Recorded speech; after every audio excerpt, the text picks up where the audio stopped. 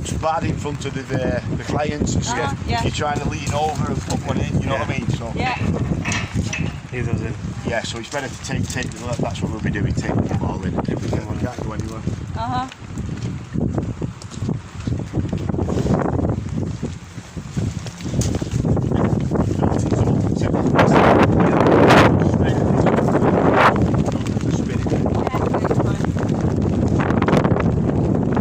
Alright, because the drawing has it that it's going to be rotated. Our drawing, we didn't draw it well. Drawing has it so that it would be, the bridge is going to be like this. The bridge and then being built that way? Yeah. When we came to the site visit, Bam looked all said, so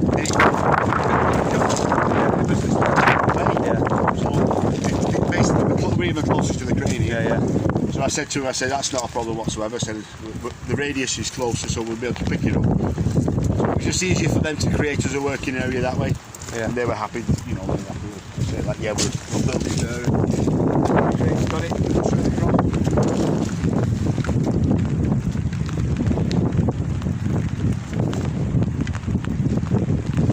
So in terms of the decking, Tony, one question we had was, is it going to be decked from both ends? Is that how's it going to work? Because it looks like the telehandler doesn't have enough reach to reach the other end. I had a word with him, and over there they're going to make us a nice 7x7 metre pad. Right, The van behind, just round the other side, and then down the beach, well not on the beach road. But I've got the crane for it. That's from centre. You can use the crane, If he says at 10:30, I've got it at 4:30.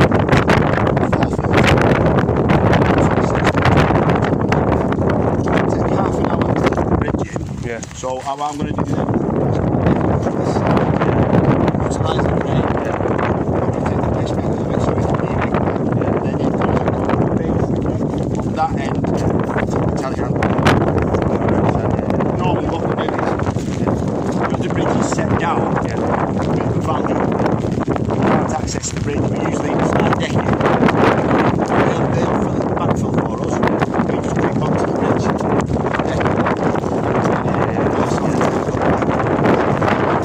We just basically drive on our bridge.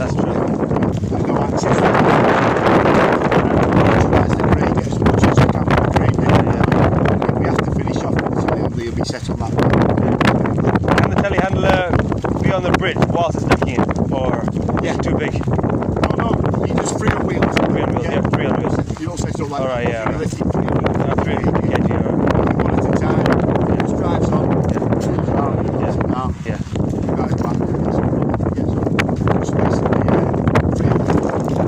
I'm surprised to see the mats. They're deflecting a bit, and they're made to deflect. But it's interesting to see how much the mats that they're on, the crane mats. It's one of them. They do deflect. It's what they've sent. It's what they've sent, and it's basically what was requested. So.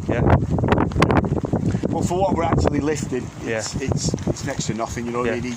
The most lift you get is unloading the wagon. And he's free on wheels. Then why he's doing that? Because you're lifting bundles. You know what I mean? But individual. You know what I mean? They don't weigh nothing. You know what I mean? But they've requested them, so they wanted the bigger ones rather than the smaller ones. So we put them on. Very good. So who was responsible for the crane mats then? Did we have to design them, or did someone else? Or is it the crane supplier? Is it the? I don't know. They just came on the wagon. Now Paul Ogden was the AP. Okay. So he's done whatever he's done and said like, well, I'll send them just as a safety factor. Sometimes they come, sometimes they don't. All right. It's, and does the client design these pads, and are they responsible for this? Yeah, they're responsible for the crane pad over here. And they ground bearing pressure. I've got a hold point on my rams. So like before we do any lifting, I need to sign that. I can say my driver's competent. They need to double sign to say that the ground can take put the weights with it. And then so that was signed, and then I've got another hold point for the crane. So once it's set up here, I'll say, well, the crane driver is competent. He's all his tests up to date. Set up with the radius is good. I've set up the lift plan. Are you confident that this is not going to collapse? And he'll say, we're very confident, so we'll sign it. Oh, good. So nothing happens until I get him to sign that. That's good. If he started to go, then and he's not signed it, I'd be in shit. So what are these blue things? These blue on the ground? The marking, usually, I'm not actually got the tape measure over it yet. Oh, yeah. Usually, actually where his riggers go. All right, Yeah. yeah. So We're quite close to the slope then, I'm not sure whether it's this or whether it's that. Yeah. The back one. All right. But I'll have a look at the lift plan and Alright. mark it out. But their engineer's been out doing The He's been out and he's basically dump level making sure that's there. So when he comes back down, He will ask him. yeah. It's really good. So we're quite close to the slope then. Yeah, with the batter, so I think that's what he was looking at earlier on. He rung me, he was walking back, we've just done all this, so I think he was mentioned, make sure that 1 in 1 in it, whatever, so you've got like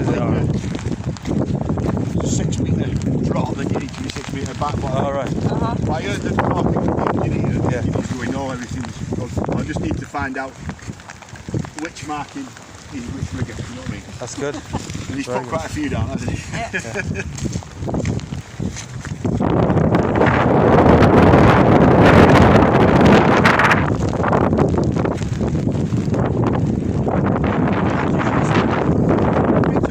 Are you coming tomorrow at all? Or? I am, hopefully, hoping to come Right, see the lift, if that's okay.